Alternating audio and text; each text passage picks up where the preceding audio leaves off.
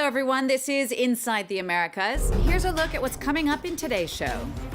Donald Trump inching closer to being the third American president ever impeached. The details on the way. Also in the U.S., black women die in childbirth at a rate 3 times higher than white women. Our reporters find out more. And American publishers turning to so-called sensitivity readers to avoid politically correct pitfalls regarding race, religion, and gender. I'm Jeannie Godula. This week in Washington, House Democrats announced 2 articles of impeachment against Donald Trump, accusing the president of abuse of power and obstruction of Congress. They say Trump presents a clear and present danger to both U.S. national security and next year's presidential election. Claire Rush has more now on just what those charges are and how they fit into the impeachment inquiry against the president. Democrats have unveiled 2 articles of impeachment, or 2 formal charges against President Trump. As outlined in the House Intelligence Committee's 300-page report, one of those charges is abuse of power. Democrats accuse Trump of abusing the power of the presidency by putting personal concerns over national interests. They say Trump violated his oath of office by withholding military aid to Ukraine and a meeting with its president in a bid to pressure it to open an investigation into his Democratic rival in the 2020 election, Joe Biden. Democratic lawmakers say such an investigation had no legitimate state interest and would benefit the president personally and politically while compromising elections. President Trump abused the power of his office by conditioning 2 official acts to get Ukraine to help his reelection. In so doing, he undermined our national security and jeopardized the integrity of our next election. The second article of impeachment is obstruction of Congress.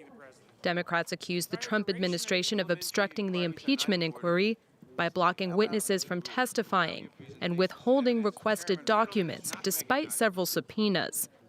In a statement, the White House called the charges false and said the president expects to be fully exonerated. Under the U.S. Constitution, the president can be removed from office on impeachment for and conviction of treason, bribery, or other high crimes and misdemeanors. The rate of mothers dying in childbirth is dropping around the world, almost everywhere it seems, except the United States. The maternal mortality rate there is steadily rising, more than doubling in the past 20 years. Over 700 American women die each year from complications related to pregnancy, and there are massive disparities along race lines in America. Black women there are 3 to 4 times more likely to die in childbirth than white women. Jessica Le Masurier has this report from New York. 2 months ago, Shawnee Benton's daughter Shamani died suddenly. Just 30 years old, she died of a pulmonary embolism a fortnight after giving birth to a baby boy. This is the only picture of them, the entire family together. So a few days before she transitioned, there was a concern about her breathing, and she felt okay the next 2 days. And then she had the emergency situation at the house where they live, and she ended up going into cardiac arrest at the house. And then we know how it ended. Within 12 hours, she was gone. Shamani was taken by first responders to the local hospital. The hospital she was in is one of those hospitals that does not get the resources and the funding put into it like other hospitals do. They did a great job with her, but it's in my mind that they didn't have what they needed. It doesn't make sense. She should be here. Whoever has been taken like this, should be here, or whoever's been in the hospital and struggled for life. They should be able to walk free and do what they need to do to care for their babies. If Shamani had been white, would she have survived? That's the question that haunts her family. Because in the US, the rate of maternal mortality is 3 times higher for black women than it is for white. That's according to the Centers for Disease Control and Prevention. And in New York, the situation is even worse. The risk is 8 times higher. Black women of all backgrounds are affected, even those like Shamani, who are well educated and have good healthcare coverage. Medical researchers say the root of the problem is racism. racism was baked into the DNA of this country. And since then, every policy has reflected that history, including the myth that Black people don't experience pain like white people, which affects people who are going to give birth and are complaining of pain or may have a complication that is not taken as seriously because simply of the color of their skin. Last year, New York City launched an initiative to reduce maternal deaths among Black women. Amongst the measures, more funding for certain hospitals and more training for medical staff to make sure they don't have racial prejudices.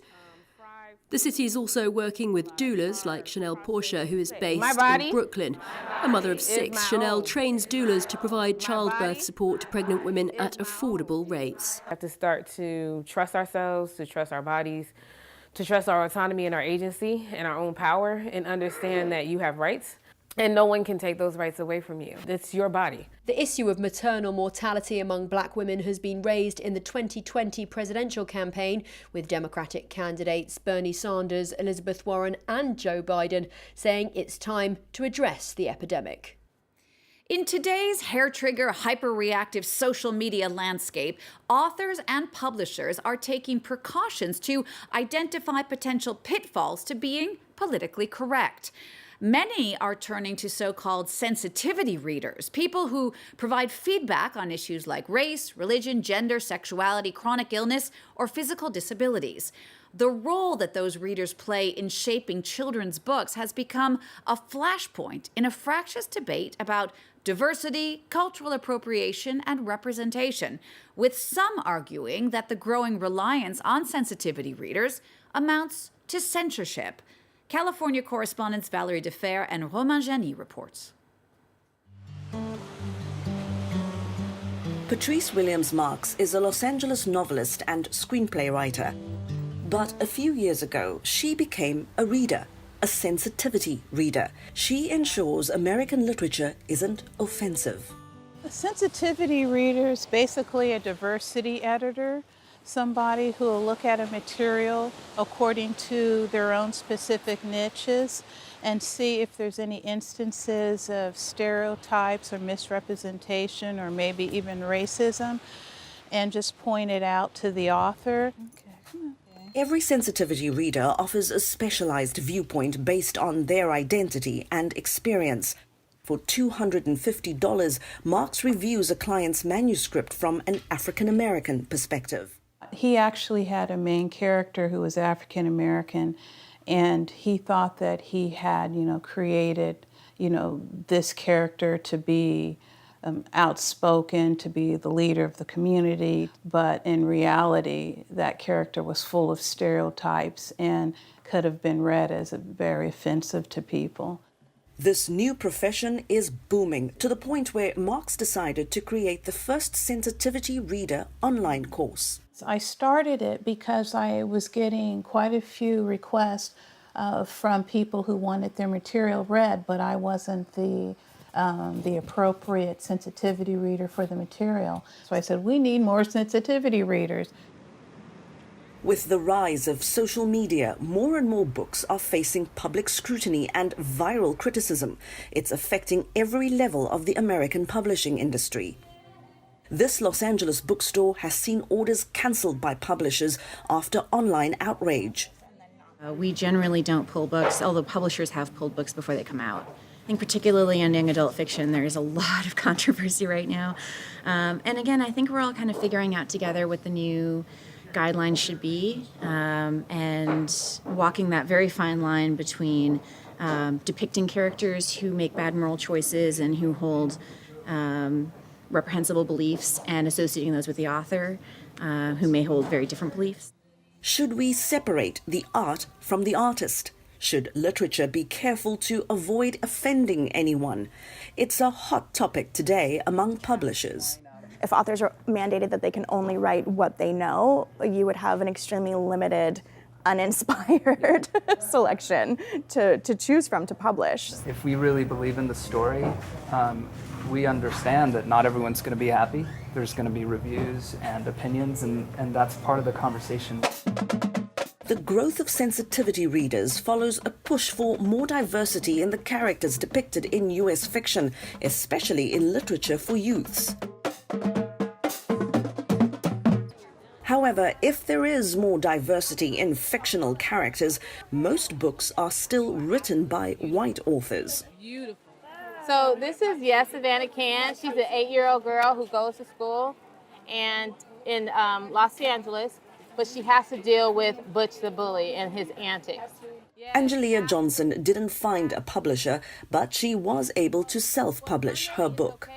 The internet, like the ability to print on demand, the acceptance now of indie authors, it's open, and it's open to us now.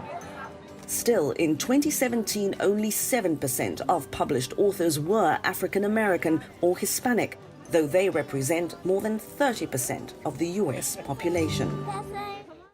At this time of year, across the United States, many churches put up a nativity scene showing Jesus, Mary, and Joseph in a manger. But one California church put immigration front and center in its nativity, splitting up the Christmas family into 3 separate cages. The Claremont United Methodist Church east of LA is trying to draw attention to the conditions faced by migrants seeking asylum in the U.S. The church's pastor calling the trio the most famous refugee family in the world. A lighter note for you now. In last week, social media was all over the story of a $120,000 artwork featuring a banana duct taped to a wall. That work by Maurizio Catalan was all the buzz at the Art Basel, Florida Modern Art Show in Miami. Well, this week, performance artist David DeTuna swept in and gobbled that banana right up after it had been sold. DeTuna said it was probably the first time one artist actually ate the work of another. That's all the time we have for this Inside the Americas. Thank you for watching. We'll see you again next time for all the news from north to south.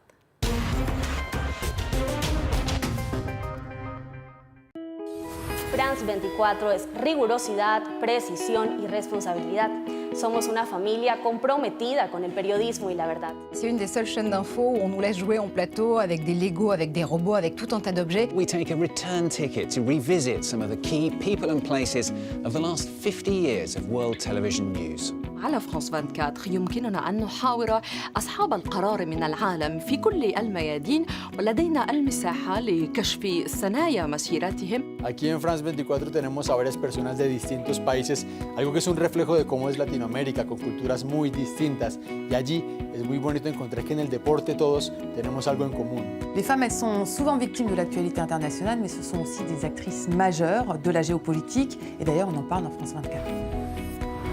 Liberté, égalité, actualité.